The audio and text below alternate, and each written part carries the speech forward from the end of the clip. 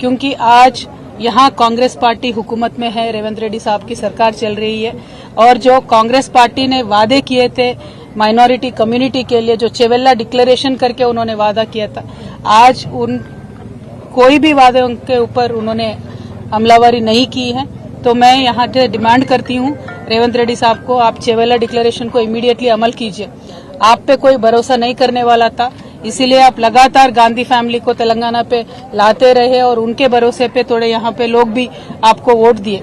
और minority declaration अब जब कर रहे थे तब सलमान खुर्शीद साहब को भी लेके आके आपने माइनॉरिटी डिक्लेरेशन का पूरा ओपन करके दिया था, लेकिन जितने भी उसमें वादे हैं वो एक भी आपने आज तक अमल नहीं किया। आपने बजट के बारे में बात किया, जो माइनॉरिटीज को, मुसलमानों को इस बार बजट में दिए उसमें 4% भी आज तक आपने खर्च नहीं किया।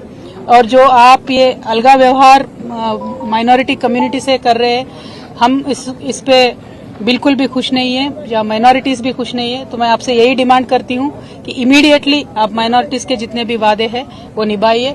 इस साल का बजट आपने 3000 करोड़ दिया है, लेकिन खर्च सिर्फ 700 करोड़ आपने किया है।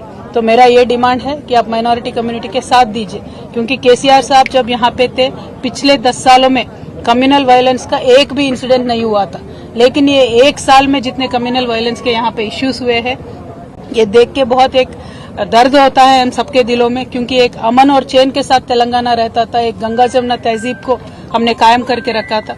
लेकिन जब से रेवंत रेड्डी साहब आए हैं, ये तो कम्युनल वायलेंस पे ना ध्यान दे रहे हैं, ना मुसलमानों के तरक्की पे ध्यान दे रहे हैं, ना हिंदुओं के तरक्की पे ध्यान दे रहे हैं। इसीलिए मुझे लगता है जो जिस उनका व्यवहार है, उनका बर्ताव है, मुझे तो लगता है कि उनके रूट्स सारे आरएसएस में है, इसीलिए एक डिफरेंशियल ट्रीटमेंट ये दे रहे हैं, ऐसा मुझे लगता है।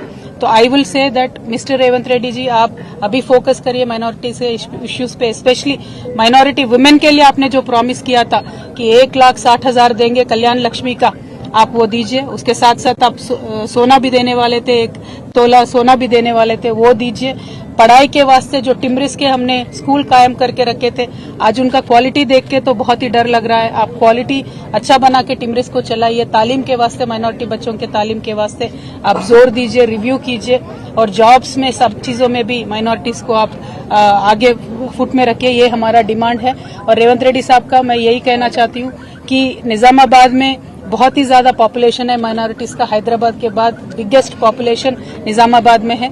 तो यहाँ लेकिन आज तक भी कुछ भी बजट निजामाबाद में आया नहीं है। यहाँ से शबीर अली साहब भी है, उन्होंने कंटेस्ट भी किया, लेकिन शबीर अली साहब ने भी कुछ भी जोर नहीं दिया, 1 भी रुपया निजामाबाद के लिए एडिशनली यहाँ पे नहीं आया है। तो मैं आपसे यही डिमांड करूंगी और लगातार मैं यही कहते रहूंगी कि जो भी कम्युनल इश्यूज है उन सब पे आप जोर दीजिए, चाहे वो जयनूर का इश्यू होने दीजिए या कुछ भी इश्यू होने दीजिए, उस पर जोर दीजिए और शांति कायम करके रखिए। Thank you. जय तेलंगाना। जय तेलंगाना।